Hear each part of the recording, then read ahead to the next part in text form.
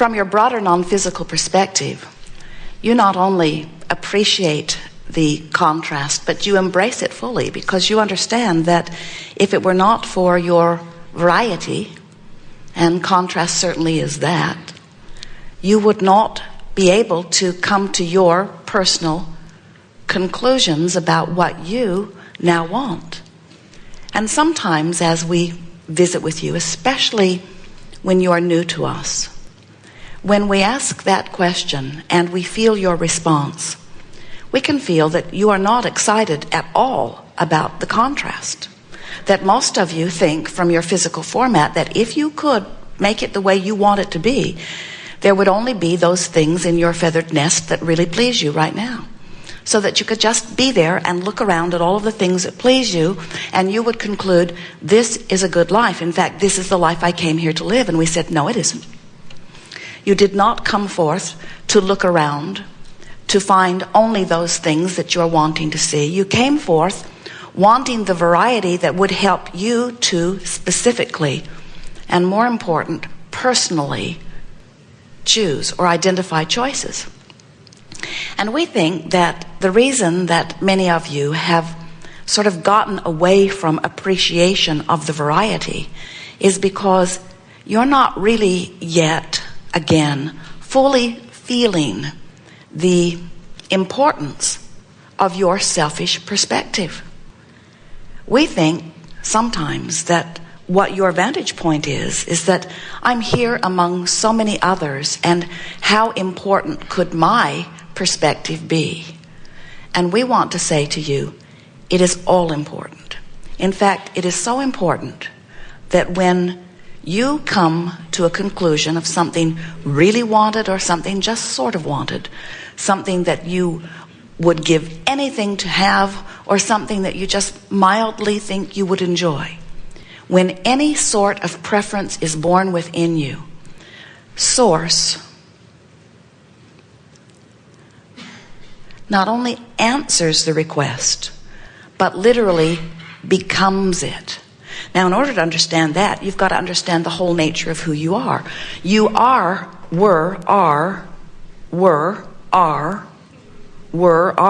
source energy. And you were source energy even before you were born into this physical body. And now you continue to be that source energy in a physical body. You're not dead or alive. You're always alive, and you are focused non-physically and physically. And the non-physical part of you expressed itself before the you was you that was you that you know is you. The non-physical part of you expressed itself here forward and still does. So here's the cycle that we want you to get a sense of, because unless you understand this, nothing about what you're living here makes complete sense to you, and we really want it to.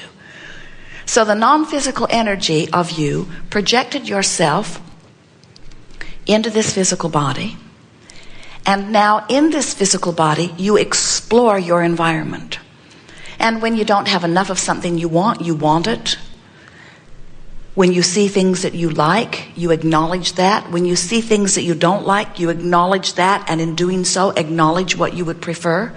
So there is this constant honing and deciphering of life, which causes you to evolve to new wanting. Now, we want you to couple those two words together. Desire, new wanting, and evolve. It's more than two words, isn't it? But it's all the same thing. You evolve through the power of your desire. You become more. Now, this is the part that we really want you to hear. So the source became you, and then the you that you know as you achieved this new desire, and the source energy part of you became that new desire. Became the vibrational equivalent of that new desire. So we've written a book that has the best title that has ever been given to any book, anytime, anywhere, because it speaks about this cycle so powerfully.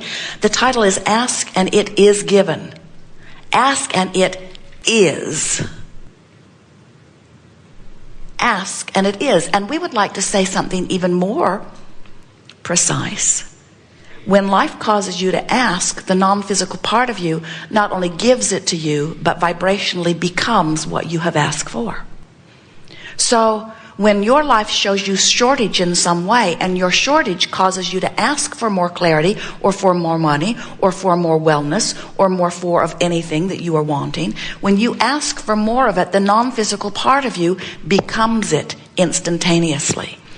And when the non-physical part of you becomes something that the rest of you doesn't become, you feel it. When the non-physical part of you becomes something that you go along with, you feel the harmony of that. That's what positive emotion is. When the non-physical part of you becomes something that you don't go along with, you feel the disharmony of that. That's what negative emotion is. Don't you love knowing that? So whenever you feel negative emotion of any kind, no matter what degree it is or what label you give it, it always means the same thing. Your life, you in this body, caused you to become something that you didn't stay up to speed with.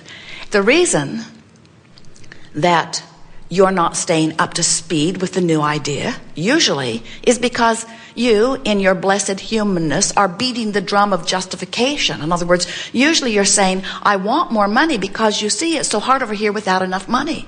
And I really, really would like more money, and I believe I deserve more money, but no, more money never really comes to me. In fact, I hardly know anybody that has enough money, and the people that have enough money clearly don't deserve as much money as they have.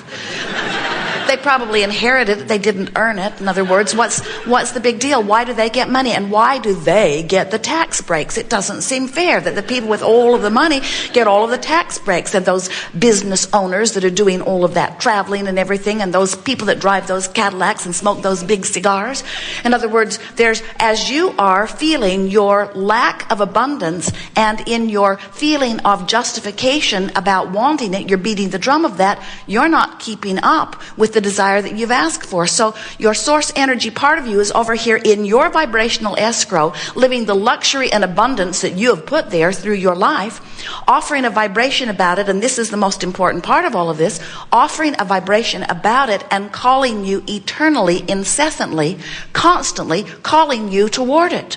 And when you go, you feel the relief of going in that direction, and when you don't, you feel the result of not going with the flow of all of that. Can you imagine taking your canoe down to the river's edge? You've got your oars already in the boat, and you turn it deliberately upstream and begin paddling. Hard, because it's a strong current. So you paddle, and we say, what do you think about just turning and going with the current? And our human friends say, oh, Abraham, that just seems lazy.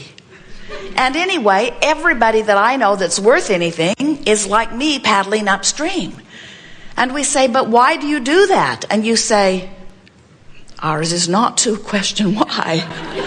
Ours is just to do or die. In other words, we do it because that's what we've been trained to do, and it's because that's what everybody we know is doing. Everybody paddles upstream. And all of the rewards are for those who paddle upstream. If you really struggle hard and really get yourself into a terrible bind, people take notice. It's virtuous. And what they really say is, the rewards after we die are all about how hard we paddled against the current. And we say, friends, and we speak from broadest of views, nothing that you want is upstream. Everything that you want is downstream. Because everything that you want, Source has become and is calling you toward, and that's what makes the stream, you see. The current or the stream is about the desires that you've put there, and the fact that the non-physical part of you is there, living it and being it and calling you toward it. That's what inspiration is. When you follow the feeling of inspiration, you're moving with the current. When you practice the art, and many of you have worked to try to make it an art, of motivating yourself by pushing against what you don't want, thinking that that will give you leverage in the direction of what you do want, it doesn't, because in this universe that is based upon law of attraction, there is no such thing as no.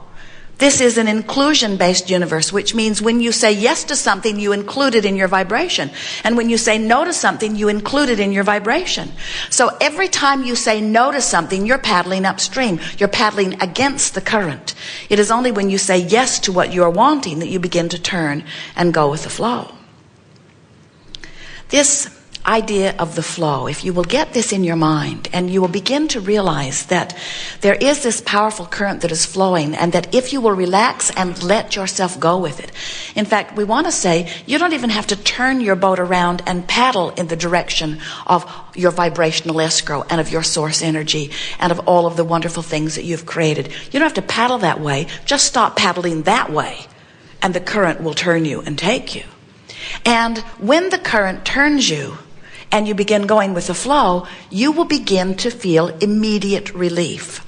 And the thing that we so much want you to hear is that that turning point where you feel relief, no matter how intense the relief is or how soft it is, that feeling of relief is the thing that you want to be most aware of, because that's where your power point is. That's where all of your power is, really.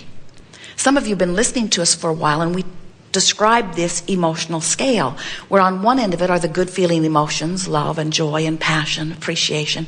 And on the other end of it are the bad feeling emotions like fear and depression, and some of everything in between. And we want to say to you that when you are in this attitude that feels good, you are going with the flow.